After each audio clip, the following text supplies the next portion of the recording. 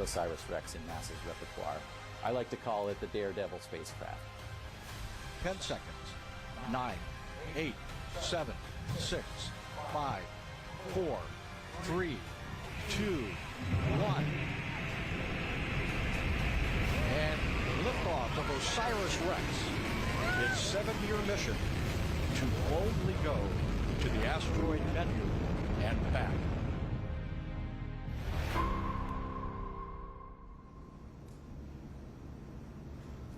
Good afternoon, everyone. Welcome to today's media briefing on the upcoming asteroid sample return of NASA's OSIRIS-REx mission.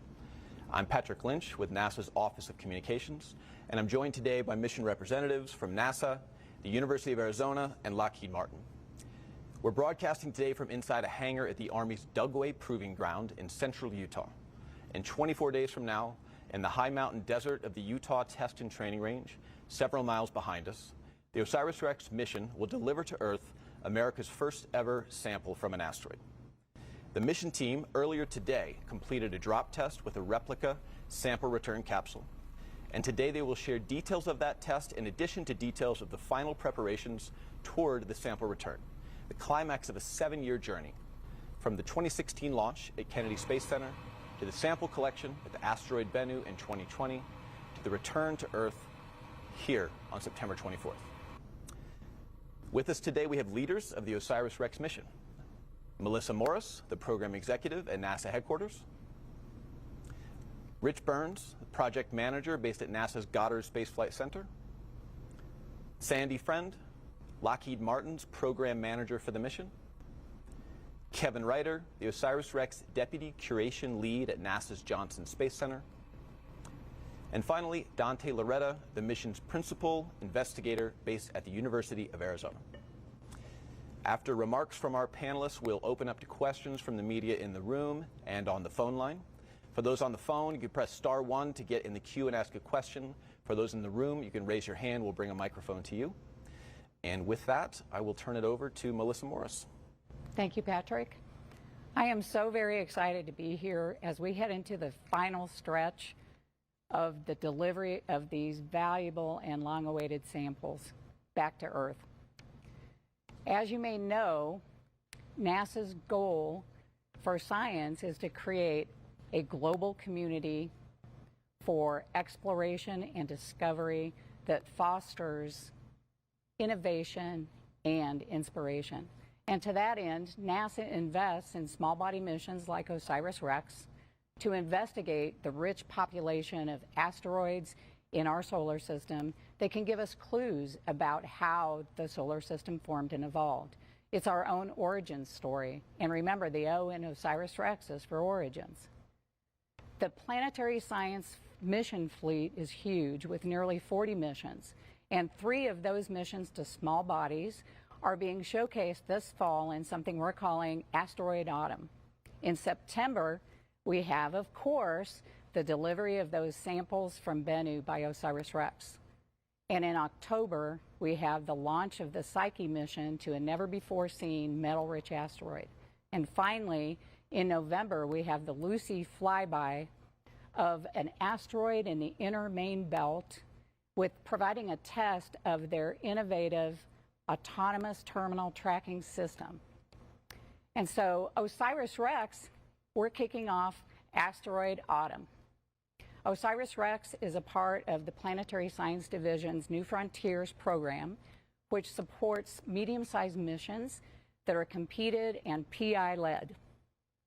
OSIRIS-REx was a result of the New Frontiers 3 announcement of opportunity. It was selected in 2011. It launched in 2016 spectacularly, on time, and arrived at the asteroid Bennu in 2018 to begin an 18-month survey of the surface of the asteroid, in part to select a sample site for collection. And those samples were successfully collected in October 2020, and then OSIRIS-REx headed home with the sample in 2021. And guess what? We're just a few weeks away, get a little bit clumped, from the delivery of those samples to the Utah desert. And so OSIRIS-REx is a phenomenal mission. It has achieved so much already. It's the first U.S. mission to return samples from an asteroid. And that sample mass collected is the largest from beyond the orbit of the moon. And on a personal note, this mission is so important to me.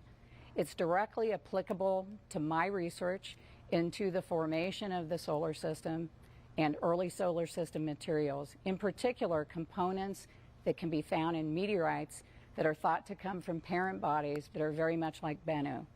So I am so excited to see what's in these samples. And I'll turn it over to Rich for a project overview. Thanks, Melissa. I'm Project Manager Rich Burns. I'm at NASA Goddard Space Flight Center. I've been the project manager of OSIRIS-REx since launch. It's been an extraordinary journey of adventure and exploration. This mission is one pure exploration, meaning we didn't really know much about Bennu before we launched, so it surprised us in just about every dimension. Dante called it the Daredevil spacecraft. Well, all daredevils practice, and that's what I'm going to talk to you about a little bit today. At least all daredevils that live to tell the tale, right? And we are survived coming home. So we're very excited to be in the final phase of this long journey, 7 years, as you saw. The journey started even before that. Dante's been running this marathon for a very long time. So how do we prepare? The Roman philosopher Seneca said success is when preparation meets opportunity. We're very fortunate to be in the position to be privileged, really, to be a part of this mission of exploration. So we take very seriously our preparation. The preparation consists of both tests and rehearsals, maybe indistinguishable to a lot of people, but we call tests when we're practicing commanding with the spacecraft, but we use a simulator instead, much as a pilot would fly a flight simulator. Rehearsals, we put our team in the field, in the environment they're going to be in, using the communication tools and the equipment they're actually going to use on the day of recovery. And you're going to see some of that from us in the upcoming graphics. Today, as Patrick mentioned, we conducted a drop test from a helicopter. So we dropped a replica, as you see right here. This is the real replica that we dropped from the helicopter about 7,000 feet altitude. It deployed its main parachute. This represents the final phase of flight for OSIRIS-REx sample return capsule and the sample being delivered home under the main chute. The descent is quite gentle from this point forward. It comes screaming into the atmosphere, but this main chute slows it down significantly. This is our first opportunity to work with our colleagues at the Utah Test and Training Range to track the capsule as it descends under the main parachute using the sensors that are here at the range. That worked beautifully to locate the sample, the location of the landing, and then recover the capsule from there. Yesterday, we placed the capsule on the range and practiced our recovery techniques. And here you see we are recovering the capsule with 4 helicopters that deploy our recovery team. First, to ensure the area around the landing is safe and secure. And then the recovery team approaches the capsule to prepare it for transport back to a clean room, temporary clean room that we've assembled here at the range. This takes quite a bit of processing on the ground before the capsule is ready to be transported. Human safety, as you're going to hear from me in a bit, is our #1 priority. So we make sure that the capsule itself is ready for transport, prepare it, put it in a cargo net, and transport it back under a long line via helicopter to a building you saw this afternoon with a temporary clean room embedded in it. We land under that long line, and the capsule itself gets transported into the building and into the clean room itself for disassembly, and ultimately, as you'll hear, transport to our curation facility. We're very excited about this process, but let me tell you a little bit about what precedes the reentry. We have major decision just 4 hours in advance of when that capsule enters the Earth's atmosphere. That's whether the spacecraft will release the capsule or not. That decision is based on 3 criteria. Human safety is our #1 priority, as I said. Capsule survivability. The environment, as you'll see, is very harsh during the atmospheric reentry. Capsule reenters at 12.3 kilometers per second and heats up very quickly. And then the third is landing accuracy. Can we land in the prescribed area that we know is going to be safe and free of people? So back in July, we started a sequence of maneuvers that are intended to target the Utah Test and Training Range. The first maneuver, conducted in July, targets a path, moves the path of the spacecraft to within 125 miles of the Earth. Then on September 10th, we'll target the Utah Test and Training Range, followed by a maneuver 1 week later to refine that targeting. And as you're going to see later, we have a very relatively small area to fit in, but we're highly confident we'll hit that. After we release the capsule, we make the decision at 2 a.m. in the morning, the day of release. We'll release the capsule at 4:42 Mountain Time, assuming we decide to release it. And then 20 minutes later, the spacecraft will make another maneuver to avoid Earth, and it will be on to its extended mission to a soon-to-be famous mission, or asteroid called Apophis. We're very excited about that extended mission. We're here to talk about the primary mission. Following all that, we will be targeting the Utah Test and Training Range. It's a beautiful place to land a sample capsule. Why? Because it's enormous. Its expanse is mind-boggling, really. Texas may not have much on Utah in terms of everything bigger. Utah is pretty darn big. So we will be targeting an area, an elliptical-shaped area, marked here as our expected landing area.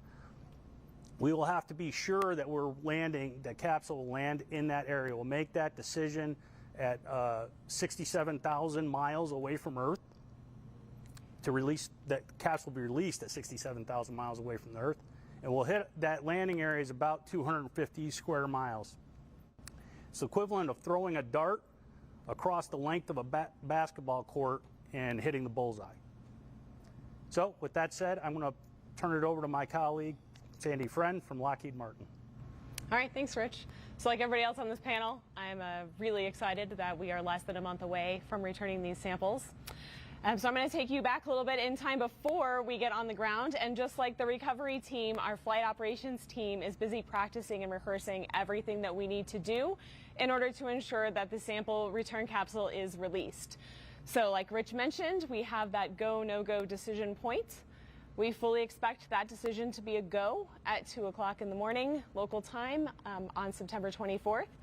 So at that point, the mission operations team, which is located at Lockheed Martin in Littleton, Colorado, will be sending the commands to the spacecraft that will start the sequence to do all the events that are needed. So we have an animation here that shows actual release from the spacecraft. So we need to make sure that we configure everything, we're pointed correctly, and then we will let go of the sample return capsule. Shortly after that, as Rich mentioned, we will do a divert maneuver to make sure that the spacecraft bus does not follow the capsule in.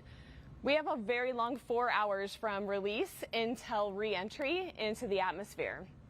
You can see there, we will re-enter at about 27,000 miles per hour over the Utah Test and Training Range. We'll deploy a drogue chute autonomously that will stabilize the capsule, followed by the main chute, and that's what we rehearsed today. That main chute gets us to a nice, gentle 11-mile-per-hour touchdown here in the desert. Our recovery teams will be standing by, waiting to get the all clear to go ahead and approach the capsule. So that series of events leading up to entry are shown in our next graphic. That breaks it down to what actually happens in the 13 minutes that it takes from when we enter the atmosphere until we make that gentle touchdown here in the desert. So our recovery team is made up of people from Lockheed Martin, NASA, Curation, and folks from the Utah Test and Training Range. They're standing by. Once the capsule's on the ground, they will then approach it. Again, keeping in mind safety first for both people, followed by sample. We will take a look at the capsule, make sure it's safe to approach it. We'll approach it, do some initial checks out in the field, and then ready it for that long line flight that Rich discussed. Once we get it back into our clean room here at the Utah Test and Training Range, there'll be a little bit of disassembly that will take place. The primary goal to get the nitrogen purge onto our sample to keep it pristine. Then we will ready it for shipment. So it will be placed inside a specially designed shipping container where we will fly it the following day on a C-17 aircraft from here in Utah down to Johnson Space Center. So I'll turn it over to Kevin to talk more about the curation side of things. All right, thanks, Sandy. So I'm Kevin Reiter. I'm the OSIRIS-REx Deputy Curation Lead from Johnson Space Center. And Johnson Space Center is the home of NASA's Astra materials. We have a lot of collections there. For example, the Apollo lunar samples, meteorites from Antarctica. We have comet samples brought back by the Stardust mission, and we have solar wind ions brought back by the Genesis mission as some examples. And we're very excited to have the opportunity here to add a new collection to our Astra Materials collections, carbonaceous-rich asteroid material from Bennu. So the curation is all about keeping the sample safe and clean and uncontaminated. And our curation team has had two major activities related to the recovery. And I'd like to spend the next few minutes explaining those two and what our team has been accomplishing. So the first area is to aid in the recovery, and so some of the footage you see here is the rehearsing by the field recovery team, where we have curation scientists part of that team. They'll be collecting air, soil and water samples around the SRC on return, and the reason we're doing that is to understand the nature of the landing site, and so that we can assess potential contamination later on. We want to have a really good understanding of where it landed and the composition of the material around the capsule. So in addition to the field activities, as Sandy alluded to, our team has established a clean room in a nearby building here, and the clean room will be where the capsule is brought in from the range. The clean room, we've been working on this for a couple of months. Activity started back in June, and we have now, as you can see, established a fully functional clean room ready to receive the sample. The purpose of the clean room is to allow our team to prepare the sample before it gets shipped off to Houston, and so we're really excited about that. So those are the recovery efforts. The other effort, major effort the curation team has been involved with, is establishing a new clean room in Houston, and you see some footage there from that clean room.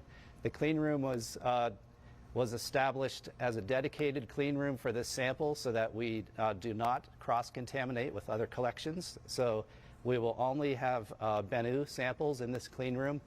And you can see in the footage there are two main components to the within the clean room. There are two nitrogen glove boxes that the sample will be handled and processed in, and this is to protect the sample from contamination. Again, the goal is to be clean and uncontaminated.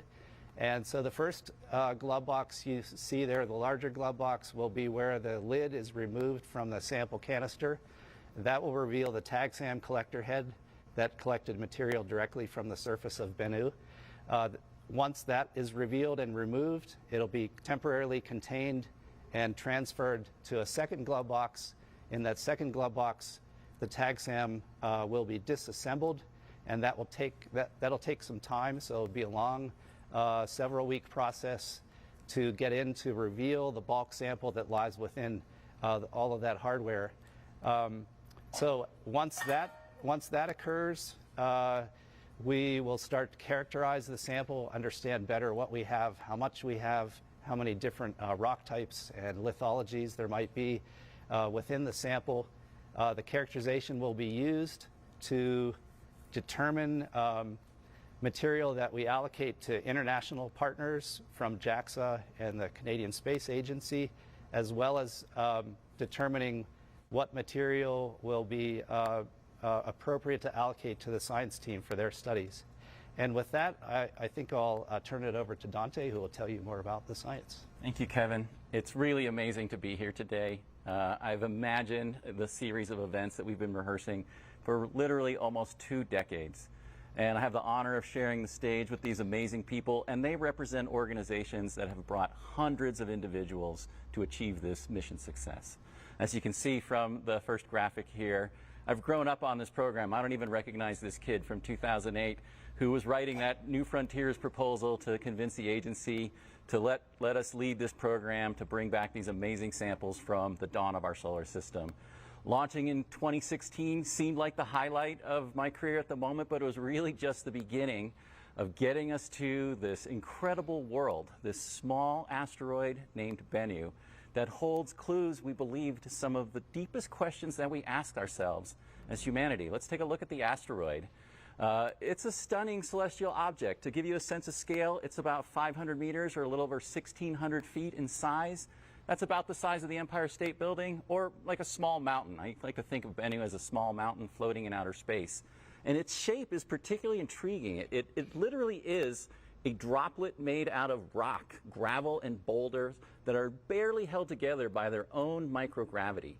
And it was amazing to have our spacecraft visiting this celestial neighbor for over 2 years with our prime focus of picking that key location on the asteroid surface where we sent the TAGSAM, the touch-and-go sample acquisition mechanism, which you can see here, the forearm of that device, make that brief contact with the asteroid surface.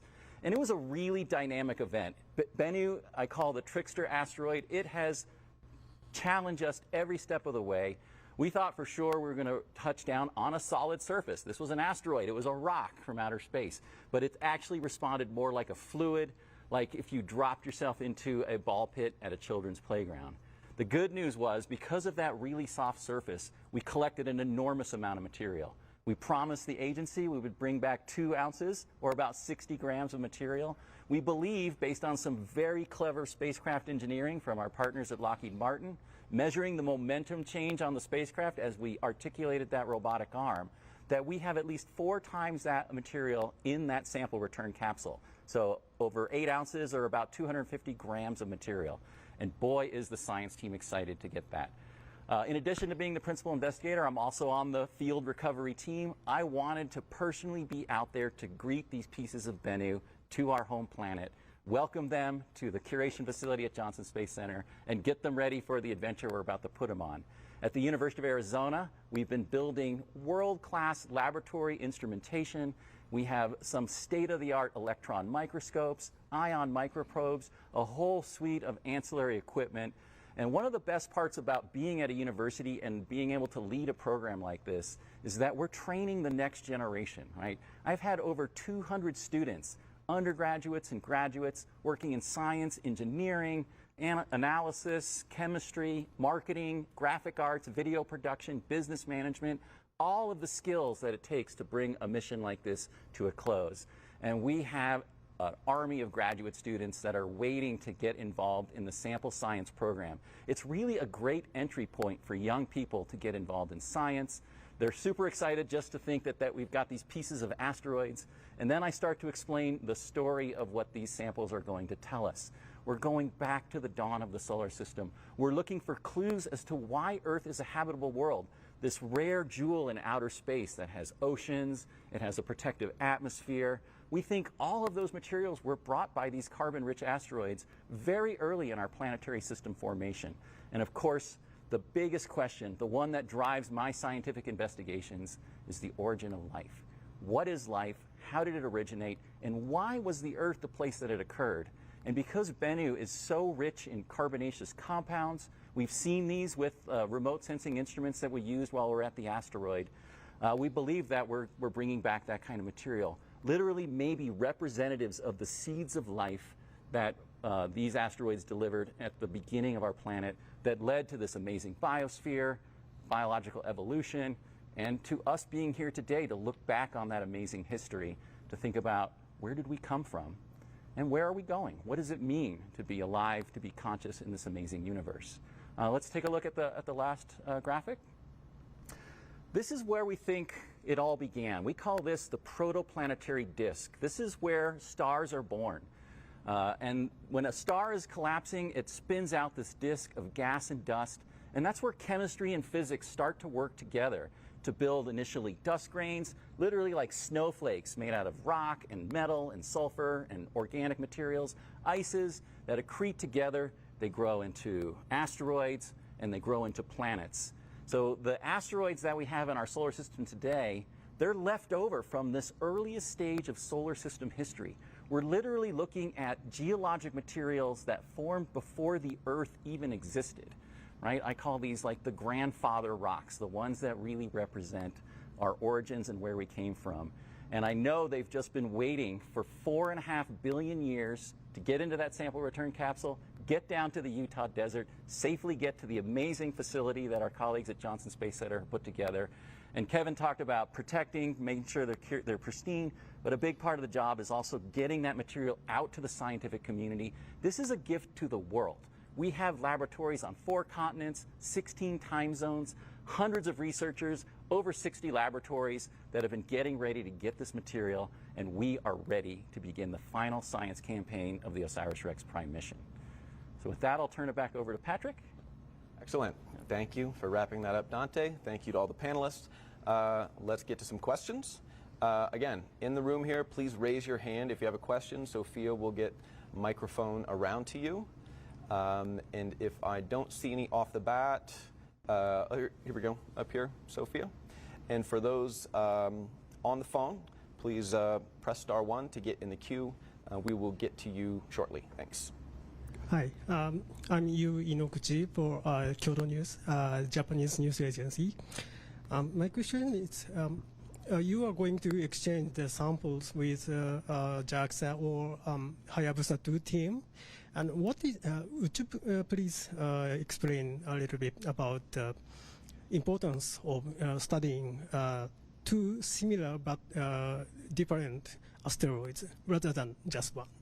And what you are looking forward to seeing through the international cooperation? Thank you. I think I'll start. Maybe Melissa might want to say something as well. But I want to say we've had an amazing partnership with our Japanese colleagues and the Hayabusa 2 mission. We recognized early on that we were much stronger together and that the science return was going to be exponentially larger by having these 2 asteroids to compare and contrast with each other. So the Hayabusa 2 mission went to an asteroid named Ryugu. It actually looks a lot like Bennu. It's got that, what we call the spheroidal or spinning top shape, these fluids made out of rocks and gravel. And we exchanged lessons learned. We worked together defining our science programs. Rich and I and colleagues went out to visit JAXA to talk to them about how their sampling events went and take that information back to us. And already the Ryugu samples have provided amazing insights into the origin of the solar system. And I'll say, when I saw what Hayabusa 2 brought back, I was like, okay, that's really similar to the kind of material we have, but spectrally these asteroids look very different. So it actually made me think, well, what exactly are we bringing back? We might be bringing back something we haven't seen in our meteorite collections, and actually that's what I'm really getting excited about. Maybe, Melissa, you want to talk about the interagency cooperation? Absolutely. And as I mentioned before, NASA really wants to be a part of a global partnership that does exactly what Dante says. We work with our partners. We're stronger together. We cannot do anything alone. I think we all know that. And to just play on that, 2 different asteroids that may photograph and look a little bit the same can be very, very different. And with my history with meteoritics, I think the thing that would make me the happiest is if we have something totally different. And you can have 2 meteorites that look identical and can be very, very different. And so it's so exciting to be working with both the Japanese and the Canadians, and we want to be stronger together to investigate these big problems and where we came from. Okay, take our next question from the floor, right at the back. Oh, wherever you find him. Hello, I'm Justin Davenport from NASA Spaceflight. We all know what happened to the Genesis sample return mission. Had issues getting back down. What have you learned since then that you've been able to apply to this mission? I'll take that one. We have learned a lot from Genesis, right? Every success and every failure has lessons learned. We are very confident that we've taken the lessons learned forward from Genesis into OSIRIS-REx. We have done an extensive test program on our sample return capsule before we launched it, and continue to look very deep inside of the capsule to make sure we understand absolutely everything that's in there. Now, sample return missions are hard. There's a number of things that can go wrong. Our ground recovery team is ready for any scenario that is to happen. We fully expect that sample return capsule to land very gently on its main parachute, but they are prepared in the event that it is not. Okay, let's take, go ahead and keep raising your hands. We'll move the mic around in the room. Next question we're going to take from the phone line. Marcia Dunn from the Associated Press, you are up. Go ahead.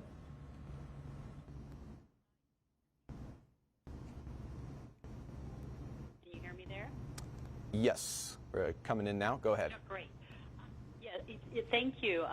Probably for Dante, I'm not sure. You mentioned 250 grams anticipated coming back. I keep reading about a cup of the material, debris, rubble, filling up. Would about 250 grams fill about 1 cup, maybe more? And what do you think is the most that could be coming back in samples? I heard 67,000 miles, I think, at the time of release of the sample container. Is that the closest that OSIRIS-REx will actually come to Earth, or does it get any closer than that? And lastly, when will this science campaign begin? Might it begin by the end of the year? Thanks. Sure. I think I'll take the first and the last question and turn it over to Sandy or Rich for the spacecraft attitude question. So the 250 grams is a little over 8 ounces, which is a cup. It really, of course, the volume depends on the density, but we think Bennu is really low density material. Just for reference, a rock that you would find, say, out here in the Utah desert, about 3,000 kilograms per cubic meter. The bulk Bennu asteroid is about 1/3 of that, which is just above that of liquid water, which is a shockingly low density for geologic material. And then when we looked at what happened when we made contact with the asteroid surface, it was about half that. The area where we contacted the Bennu was about 500, so 1/6 the density of your average rock. So a cup is a good visual assessment. Of course, we don't know how the material is going to respond in the gravity field of the Earth, and it may compact, but based on what we know about the bulk density of Bennu and the mass that we estimate that we've collected, that's roughly of order of 1 cup. In terms of when the science campaign is going to start, I'm obviously pushing for as fast as possible. And the good news is we've worked with our colleagues at Johnson Space Center to identify the ability to sample very quickly in the processing. When we stowed the TAGSAM device inside the return capsule, it was leaking material. It was a moment where we rallied, overcame the obstacles, and safely got the material stowed away. But there's probably particles that are moving around inside the science canister. So any dust that's visible as soon as we open up the canister, which might be as early as September 26th, there's going to be a sample, like a wipe taken, and that material is immediately being delivered to a quick look analysis team ready at Johnson Space Center, which in addition to having a curation facility actually has an amazing sample analysis suite of instruments as well. And we're going to get busy. University of Arizona researchers, NASA researchers, we have colleagues from the Smithsonian, from Purdue University. They're going to be ready to receive that sample and get us an immediate assessment. And I want to know, did Bennu trick us again? Is it what we're expecting, or are we looking at something completely unanticipated? And as a scientist, that's kind of what you hope for, right? Because that's where the real secrets are unlocked. And I don't know who wants to take the question about the attitude of the spacecraft. Yeah, the spacecraft following the divert maneuver targets a flyby of Earth about 800 kilometers. That will set it up on a path around the sun, and we'll be making maneuvers in the months after the divert to target our next target, which is the asteroid Apophis for our extended mission, which we'll rendezvous in 2029 with. Okay, great. Let's take our next question from the phone, and then we'll go to the floor next. So I believe Gina Sinceri from ABC News, you are up next, and go ahead with your question. Thank you. This is for Dante. Could you tick-tock for me quickly what the nail-biting moments are for you guys? Yeah, you know, it's been amazing to look back on this journey, and, you know, I ask myself, how many heart-pounding moments can you have in one lifetime? Because I feel like I might be hitting my limit. To me, of course, it's the go, no-go poll. I've already voted, for the record, it's go from the PI. So that's literally on the record. They don't poll me. They know my opinion. But there's human safety, and I understand. That's why I have Rich as the project manager to make that call, and I trust him implicitly to do that for us. So, of course, if we don't release the capsule, then there's no work to do here on the ground, and we're waiting 2 years. There's an opportunity in 2025. It's risky. We have to get close to the sun beyond what we tested the spacecraft to do. We don't want to do that. We want to release that capsule. And then it has to separate from the spacecraft. There's some action. There's cables that need to be cut, and a mechanism that pushes and spins the spacecraft out. That has to work properly. And then, of course, we have to deploy the parachute. And that requires batteries to be depassivated. We'll have information before we release the spacecraft. And it was great to watch the drop test today. It was just like a little sneak preview of that emotional moment. As soon as I see that parachute unfurl, I know we made it. We made it to the surface of the Earth. We've achieved that mission success criteria to safely get that sample down to the ground. And at that point, I think it's all downhill from there. Everything we've rehearsed, getting out of the field, getting it to the clean room, getting it on an airplane, getting it into the curation lab, I think that at that point, it's just fun and games and sample science. Okay, great. I think our next question from the floor right here. Sophia has a microphone. And if you could state your name, and if you know who the question's for, go ahead and direct it to them. I do. Thank you. Chris Kokinos. I'm writing for Astronomy Magazine. I actually have a couple questions. One, I think, for Sandy, and then a question or two for Dante. For Sandy, can you talk about, or whomever, can you talk about when you are getting the sample return canister into that cargo net? What are you wrapping it with? What are you sort of putting it in, or does it just go into the cargo net? Yeah, it is wrapped in bags. Do you have the exact material? Curation Teflon bags. Yeah, before it's placed into a handling fixture that is then hooked to the long line from the helicopter. All right, awesome. And then for Dante, are you planning on being one of the people carrying it?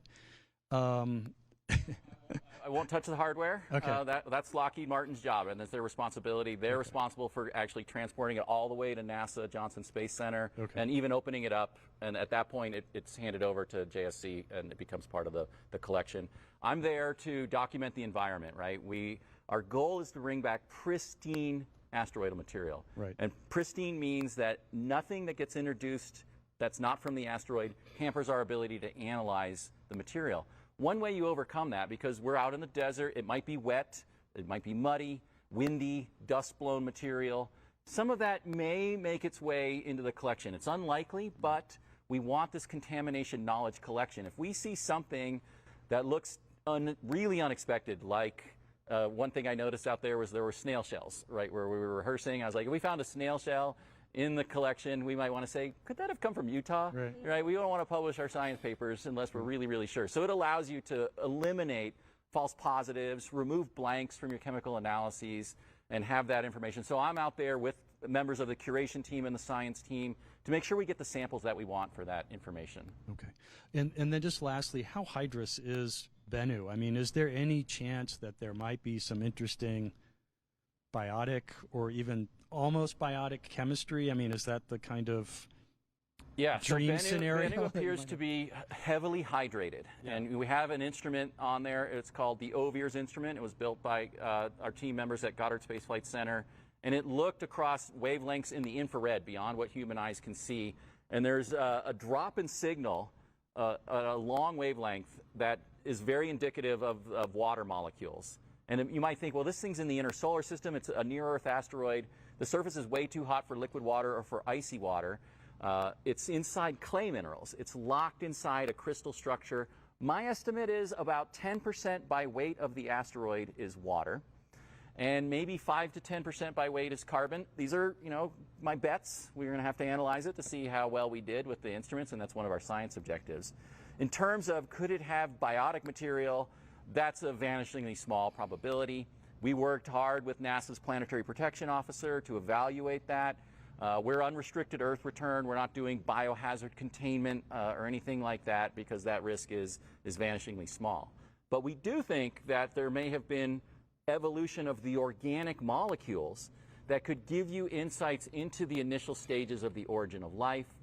One of the things we see on the asteroid that we haven't seen in Ryugu samples and we haven't seen in our meteorite collections are hydrothermal mineral deposits, long veins of salty materials that suggest a hydrothermal system very much like what we get at the deep ocean, mid-ocean ridge, what we call alkaline hydrothermal vents, which is a key environment where we think origin of life chemistry may have started. So what I want to know is how do you go from a simple carbon molecule like methane, which is a natural gas, to something like an amino acid, which makes our proteins, or a nucleic acid, which makes up our genetic material. So we're looking for anything that might get you down the pathway to a biomolecular system. Okay, great. Let's take a next question from the phone, and then after that we'll go to the floor. So if you have a question here in the room, go ahead and raise your hand. But our next question from the phone, from Marina Corin from The Atlantic. Go ahead. Hi, I'm Marina Corin with The Atlantic. Can you describe the immediate actions that would be taken in the event of a crash landing, like the top 35 actions? And then let's say there was a crash landing. Is there any scenario in which some of the samples could be preserved and be scientifically useful, or would it all be considered contaminated? Thank you.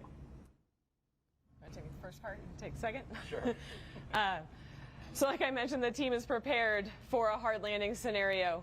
The first thing is, of course, human safety. So we'll need to approach the sample return capsule. We know there is unfired ordnance, or there may be unfired ordnance in that scenario. We need to assess the state of the hardware on the ground to make sure that it is safe for people to approach what protective equipment that they need.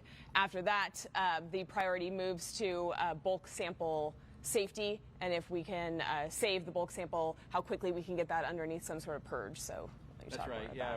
So we have the TAG-SAM, which was that disc-like device, basically kind of an air filter where the bulk sample is inside an aluminum canister, which then has the heat shield and the back shell on top of it. So it will really depend on the situation and how we see the state of that hardware. But the goal is to get the canister and the TAG-SAM as quickly as possible into the clean room at the building here at the UTTR, and then survey the environment to see if there were some escapees, if some particles got out onto the Utah desert surface. And we have a very detailed plan. We'll grid out the whole area and painstakingly go through and evaluate all the material, probably collect a lot of Utah surface material, because we know we can still extract information. We may lose some of the more delicate compounds, but these things make it to the Earth as meteorites, so there's still going to be valuable science to do, even in the event that, the stuff of my nightmares, that the capsule parachute doesn't open and we're in the hard landing contingency. Fortunately, I have a backup team member who will help me with the emotional state, and also probably to be the one I send out there to go deal with it. But we've got a great plan. Curation team is ready. They've got the equipment. We've got a breach team, which actually Kevin is on, so you might want to talk a little bit about what you'll be doing to get ready for that scenario. Yeah, well, I wanted to first just say that that's one reason, those sorts of scenarios are one reason to have a clean room established here, so we're ready to work on the sample in that unexpected state in a clean environment, safe environment, and have the time to do things correctly and in a as least contamination environment as possible. But we do have plans to have a breach team out staged at the edge of the landing ellipse, and the breach team will be able to go out and make an assessment of the landing area, coordinate with folks back here in this area to try to get people out there, get supplies. We'll have contingency supplies ready to go and staged, and get them out there as fast as possible.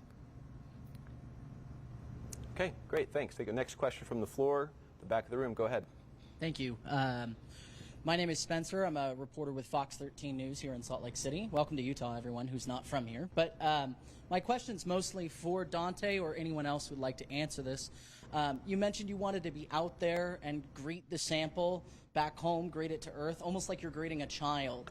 Is that just because you've been around this for so long, you saw it launch and you want to greet it back, or is it something more that you have this physical, emotional connection to this mission and to the sample? What drives that affection towards this mission and the sample that's being brought back? Yeah, there's a lot of emotions involved right now. You know, when you think about the journey, how much I've learned, how much I've grown, the people that I've worked with, the amazing team. I mean, the best part of the program is the team, the people, the camaraderie, the unifying identity that OSIRIS-REx provides. So there's just emotion. The spacecraft carries emotion for sure. And I'll add to that. Yeah, but let me just finish. So Bennu is like an old friend, right? At this point, you know, even though it's a trickster, it likes to play jokes on us. It likes to challenge us. We thrive on that. And I really feel a connection to this asteroid. It's holding these clues, and I think it wants us to study. I think it wants us to unravel this mystery, to explore these giant questions. So yeah, I just felt like I had to be there. I just had to see the program, the flight program of the Prime mission come to a close. Yeah, and as I said, I'll add to it, because before I became the program executive, I was the deputy program scientist for the mission. This is the mission that I always say was meant for me, because I've participated in research in almost every aspect of this mission except for, I think, one. I started out as an observational astronomer, went into theoretical astrophysics and meteoritics, and studying meteorites that are very much like this. And I've worked with the people that are on this team on both the science side and the engineering side, and this amazing team that has pulled off so many miracles. And to have that bonding event for a decade for me, decades for Dante, you can see how emotional I got even at the beginning, just thinking of the culmination, but yet still the beginning of what we'll find out. And so it's hard to remove the attachment and the emotion when you've been a part of something so wonderful. Yeah, let me just say one other thing, right? We stand on the shoulders of our team. Our team has excelled at every step of this, met every challenge that we've asked and that Bennu has demanded of them. And one thing that we tend to do is anthropomorphize the spacecraft, right? Remember when we tagged? Remember when we orbited? We're not on the spacecraft, right? Kids say, is anybody on that spacecraft? Well, a little bit of us is on that spacecraft, and a little bit of us is coming home with that. It is very emotional. Great, thanks. I think we have another question from the floor right here, and then we'll go back to the phone line. Hi, good afternoon. Jeff Parrott with the Salt Lake Tribune. Again, welcome to Utah.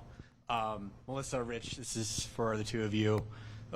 The well of conflict and problems here on Earth is nearly endless and expensive. So what makes going out and touching Bennu worth it? And like, what do we get out of it? Not just as NASA and Americans, but humanity. I can take that first if you want. First of all, Utah is one of my favorite places, so it's always great to be here. I absolutely love it. To answer your question, first of all, we're a great country. We can do more than one thing. Great countries can do that. But on a more personal note, I used to teach astronomy, and I would tell my students, you know, what makes us different from every other creature on Earth is the ability to look up, I think.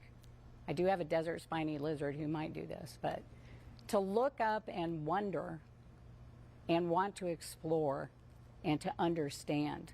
And I think that is a fundamental need of humans. I think it is as important and can be as important as some of the other things that you mentioned. And so I think it is what keeps us going, what helps us overcome more difficult problems at times, is that ability to come together, diverse personalities, different motives, and come together as a team to achieve something great. And I think that's what makes it worth it.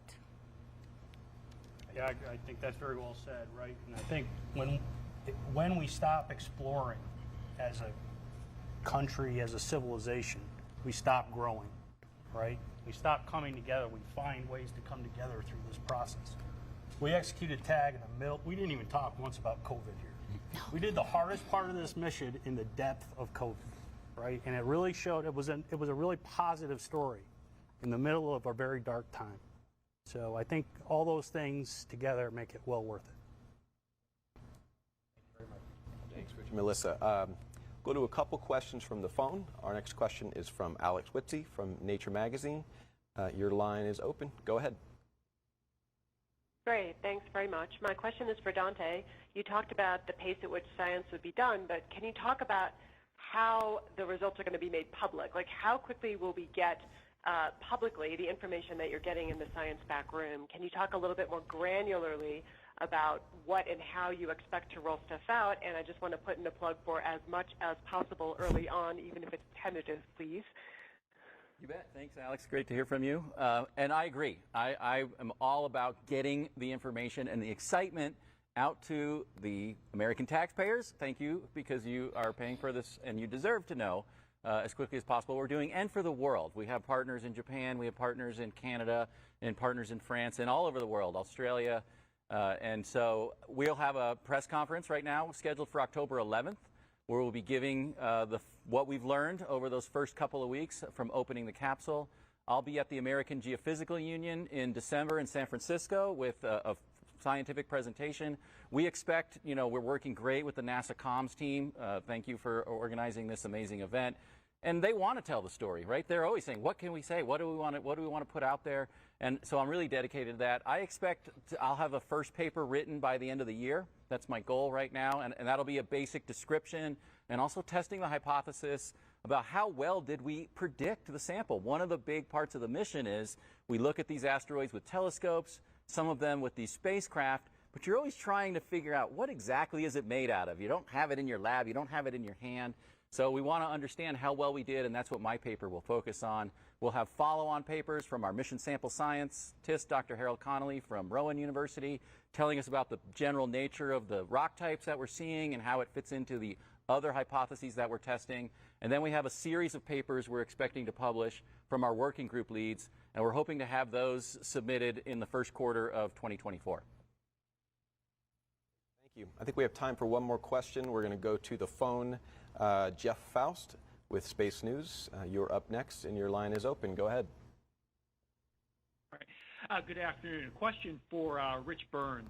You mentioned the criteria for the go, no-go decision for the capsule release. I wonder if you could outline any sort of scenarios that might lead you to make a no-go decision, and what sort of contingency plans you would have in those scenarios. I know Dante mentioned a possibility of coming back around in a couple of years and trying again. Thanks. Yeah, that's right.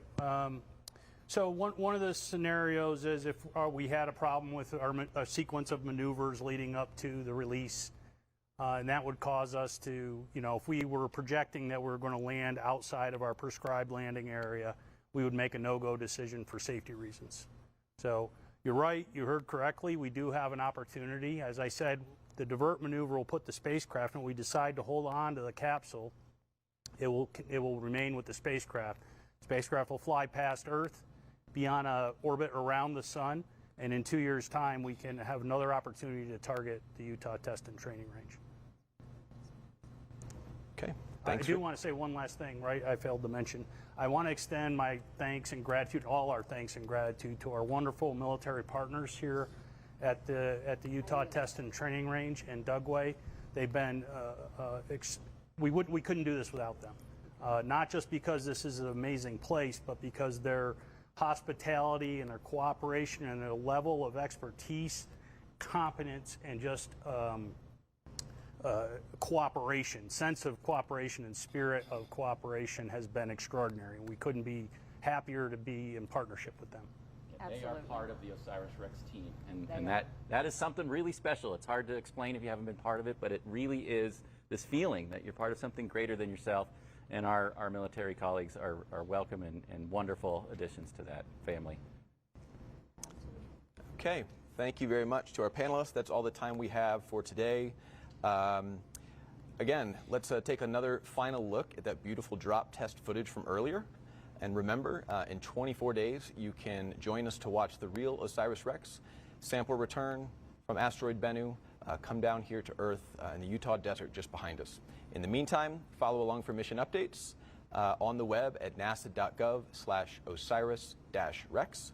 And again, on the morning of September 24th, wherever you get your NASA streams at 10 a.m. Eastern Time, please join us to watch the entry, descent, and landing and recovery options all in real time on this historic mission.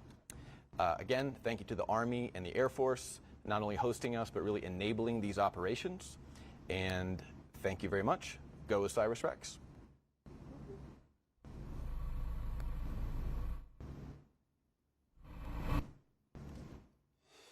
OSIRIS-REx is NASA's first asteroid sample return mission. It launched in September 2016 on a journey to explore a near-Earth asteroid called Bennu. After arriving in 2018, OSIRIS-REx spent nearly 2 years orbiting Bennu, mapping and studying its rugged terrain before carrying out its primary science objective. On October 20th, 2020, the spacecraft ventured to a small crater in the asteroid's northern hemisphere. It dodged jagged rocks and towering boulders and plunged its arm into the loose surface, excavating 6 tons of debris while collecting about 250 grams of material. OSIRIS-REx stowed its bounty and closed its sample return capsule. It bid farewell to Bennu in May 2021, embarking on a 1.2 billion-mile cruise back to Earth. Now, 2 years and 4 months after leaving Bennu, OSIRIS-REx is closing in on the place where its journey began. On September 24th, the spacecraft will approach to nearly 63,000 miles from Earth. It will power up and release its sample return capsule at 4:42 a.m. Mountain Time.